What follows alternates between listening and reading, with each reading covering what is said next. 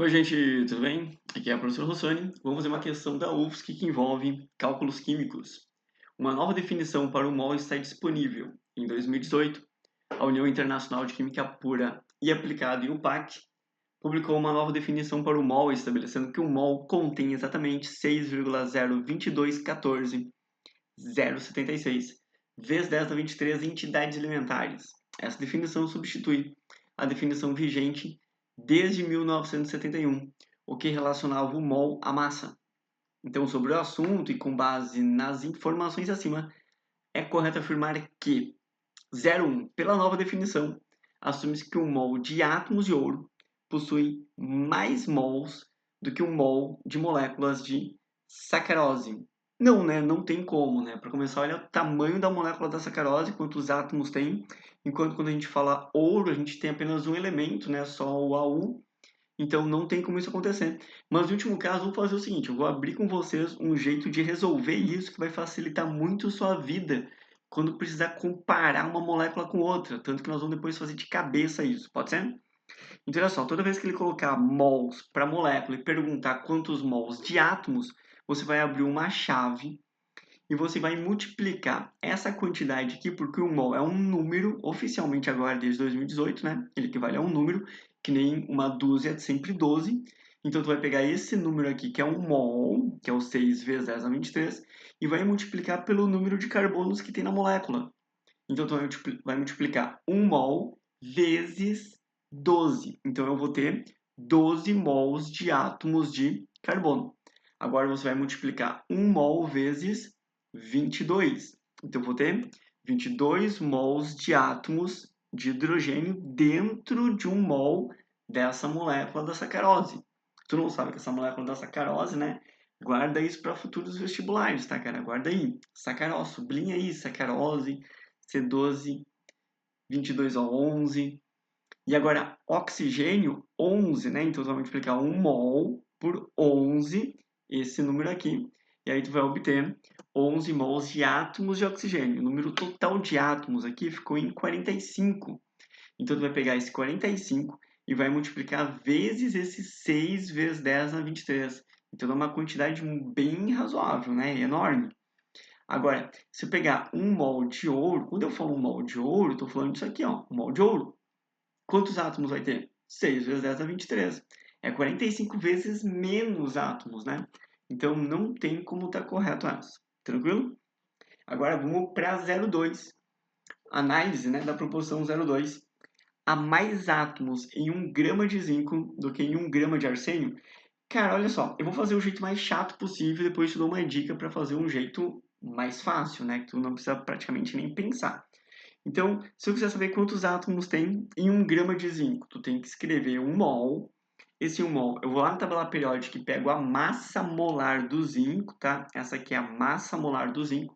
É simplesmente o maior número que tem no quadrinho lá do zinco na tabela periódica. E eu coloco em gramas, então 65,4 gramas. Quantos átomos tem? 6 vezes 10 na 23. Tranquilo? Então, se eu quiser saber quantos átomos tem em 1 grama, eu faço uma regra de 3. E aí eu vou fazer essa regra de 3 e o resultado deu 0,092 vezes 10 na 23 átomos. A mesma coisa vai fazer com arsênio, só tem que saber que o arsênio é o AS, né? Não vai pegar o AR lá, né? Que é argônio. Então, esse arsênio foi na tabela periódica, aos que dá a tabela periódica, tu pega o maior valor e coloca em gramas. Então, 74,9 gramas. Essa é a massa molar do arsênio. Quantos átomos tem em 1 mol? 6 vezes 10 a 23. Se eu quiser saber quantos átomos tem em 1 grama, eu simplesmente faço a regra de 3, né? Então, eu multiplico esse valor aqui por x, esse valor aqui, 6 vezes 10 a 23, por 1. Então, eu vou acabar dividindo esse valor aqui por 74,9 gramas. A gente vai obter 0,080 vezes 10 a 23 átomos. Então, o maior número de átomos é do zinco. Então, há mais átomos de zinco em 1 grama? Sim, há mais átomos de zinco em 1 grama do que em 1 grama de arsênio. Perfeito. Esse é um método muito chato, sabe? Que não é legal de fazer em prova. Como é que você faria? Cara, descobre qual é o número de mols que tem dentro de cada um desses, sem calcular, sem calcular. Como é que tu vai fazer? O número de mols, só tem que saber que tu tem que pegar a massa de qualquer uma das criaturas e dividir pela massa molar. Então, se a massa molar aqui, né, é 65,4, vamos imaginar que aqui eu vou ter um valor que vai ser o dobro, tá? Que vai ser, por exemplo, 130,8. Então, 130,8 dividido por 65,4 dá 2 mols. Então, tu não precisa fazer cálculo nenhum, só tem que analisar assim, ó, quem tem menor massa? Quem tem menor massa molar é o zinco. Se o zinco tem menor massa molar, ele vai ter maior número de mols. Como o número de mols é um número fixo aqui, né? Então, se ele tem maior número de mols, ele vai ter maior número de átomos. Então, essa aqui está correta. Entenderam a brincadeira? Zero cálculo. Não tem cálculo nenhum. Cara, eu não curto aquelas pessoas que calculam tudo de tudo, né? Eu tento calcular o menos possível. Se não der, tudo bem, eu devo fazer o cálculo, senão não. Então, 1 mol de moléculas de água a 1 mol de átomos de oxigênio e 2 mols de hidrogênio. Cara, como eu não posso me dar o luxo de errar essa questão, eu vou escrever aqui bem certinho 1 mol de água e é uma molécula e ele está me pedindo átomos, de sacanagem, né? Então eu vou abrir um colchetezinho, uma chavezinha. Como é que eu vou fazer isso? Deixa eu ver. Tem quantos átomos de oxigênio? Pô, é 1 mol vezes o número 1 que está aqui no oxigênio.